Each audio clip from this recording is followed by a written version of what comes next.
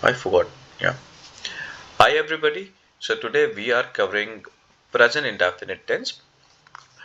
In previous lecture we covered its affirmative sentence. कल वाले lecture में हमने इसका affirmative sentence किया था. Today we are going to cover its negative sentence structure form. तो आज हम negative structure present indefinite का सीखेंगे. In the first class we learned that present indefinite is used to describe our routine or habitual actions. I mean such actions which are in our habits or universal truths or even to describe generic day-to-day actions.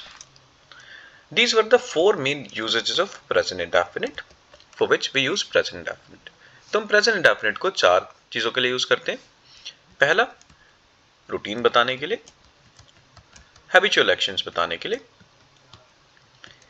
Universal truths बताने के लिए and in the end to talk about generic day to day actions. Now आज हम present indefinite के negative structure करेंगे. So let's learn that. Okay, जब भी हम किसी भी सेंटेंस स्ट्रक्चर के नेगेटिव सेंटेंसेस करते हैं तो हमें उनकी हेल्पिंग वर्ब का पता होना बहुत ज्यादा जरूरी है. In present indefinite the helping verbs are do and does. Now let's learn how to use do and how to use does in a sentence.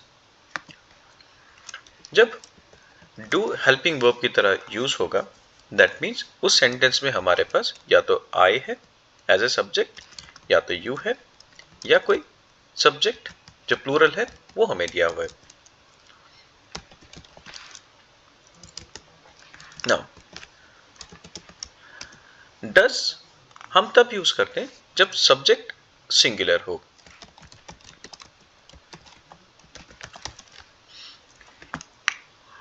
Now अब हम प्रेजेंट इंडेफिनिट का पूरा स्ट्रक्चर देखते हैं.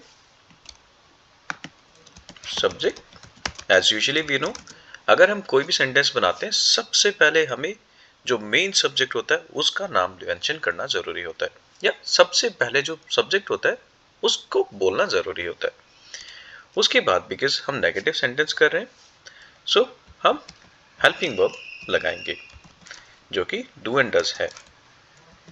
And because it's negative sentence structure तो helping verb के बाद हमेशा हमारा नेगेटिव वर्ड आएगा.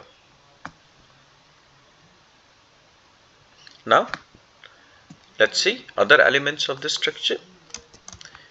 बिकॉज हमने हेल्पिंग वर्ब लगा दिए, हेल्पिंग वर्ब के बाद हमेशा इन नेगेटिव स्ट्रक्चर्स जो हमारी मेन वर्ब आती है वो हमेशा फर्स्ट फॉर्म में होती है. And after that as usually in a sentence we have an object. Now इसको हम हाईलाइट कर लेते हैं ताकि हम इसे अच्छे से समझ सके. And now let's write one more thing which we forgot earlier, which is we are doing negative sentence structure.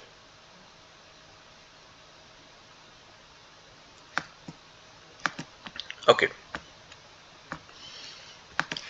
ना सपोज हमें बात करनी है कि कोई मैं काम अगर नहीं करता हूं तो, for example I want to say कि मैं झूठ नहीं बोलता. इन दैट केस मैं झूठ नहीं बोलता, सब्जेक्ट मैं हूं उसमें, that is why I have used I. अब अगर हम डू और दस हेल्पिंग वर्ब का यूज देखें तो आई के साथ डू का यूज होगा, that is why we are going to use do. And do के बाद as per the sentence structure हम नॉट लगाएंगे एंड वर्ब लगाएंगे. उसके बाद वर्ब मीन्स कि हम क्या नहीं करते, तो उसमें मैं झूठ नहीं बोलता. झूठ बोलने को we call lie. So our sentences I do not lie, मैं झूठ नहीं बोलता. For example let's see some more sentences. Suppose हमारा कोई फ्रेंड कहता है कि आप बहुत ज़्यादा पैसे वेस्ट करते हो, तो हम उसे रिस्पॉन्स देते हैं कि नहीं, मैं ज़्यादा पैसे वेस्ट नहीं करता. इन दैट केस हमारा सेंटेंस होगा आई बिकॉज सब्जेक्ट मैं हूं सेंटेंस में, and as per the structure because negative sentence है तो हम आई के साथ डू लगाएंगे, एंड बिकॉज नेगेटिव स्ट्रक्चर है तो हम नॉट लगाएंगे डू के बाद। आई डू नॉट, अब हम क्या नहीं करते हैं सेंटेंस में कि मैं ज्यादा खर्चा नहीं करता, तो खर्चा करना हमारा मेन वर्ब है। So we are going to use first form of spend because spend means खर्चा करना। नाउ ऑब्जेक्ट, हम क्या चीज नहीं खर्चा करते ज्यादा, that is money. I do not spend a lot of money. तो अब हमने अपना पूरा सेंटेंस कवर कर लिया है। That's how we make sentences using present indefinite. चलो एक सेंटेंस डज नॉट के साथ भी कहते हैं कि यूज करने की कोशिश करते हैं। अब डज नॉट का यूज तभी होता है जब हम किसी सिंगुलर सब्जेक्ट को ले जो आई या यू ना हो। फॉर एग्जाम्पल, मैं बात करता हूं अपने दोस्त के बारे में। मेरा दोस्त पढ़ाई नहीं करता, ये भी प्रेजेंट इंडेफिनिट का सेंटेंस है। Now let's try and make this sentence. My friend, because मेरा दोस्त है तो मैंने माई फ्रेंड लिखा है सब्जेक्ट के तौर पे, and because my friend is single I am going to use does with this, and then as per the structure we are going to use not. And वो क्या नहीं करता मेरा दोस्त, वो स्टडी नहीं करता, एंड स्टडी करने को हम स्टडी ही कहते हैं इंग्लिश में। So that is how we can make sentences in negative structure for in present indefinite tense. I hope this thing is clear.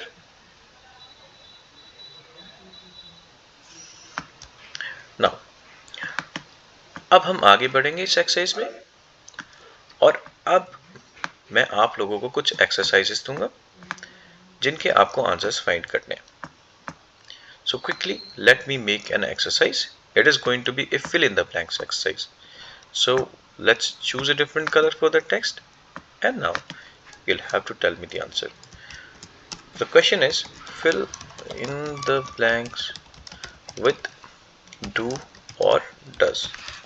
अब जितने भी ब्लैंक्स आपको मिलेंगे उसमें आपको करेक्ट डू या डस यूज करना पड़ेगा। Now let's learn this. Now let's write down the first sentence.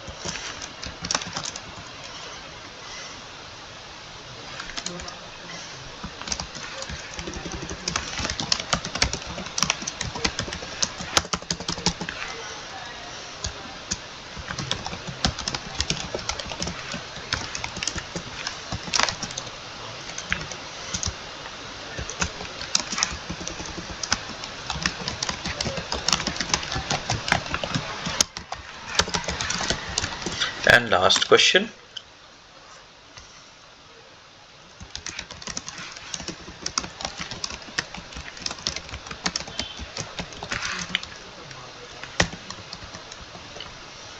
Now this is all fixed. So right now we have 5 different sentences, and you will have to fill in the gaps with either do or does. Now based on what rule we have learned, जो एक बार हम फिर से revise कर लेते हैं। Do का तभी यूज होगा नेगेटिव प्रेजेंट इंडेफिनिट सेंटेंस में जब सब्जेक्ट आई हो, यू हो या सब्जेक्ट प्लूरल हो। इन केस सब्जेक्ट सिंगुलर होगा तो हेल्पिंग वर्ब हमारी डज आएगी।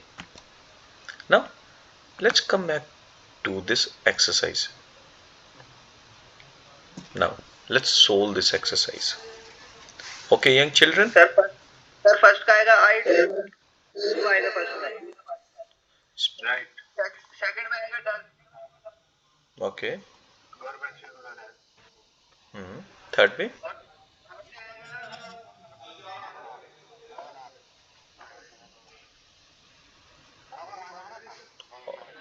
Okay.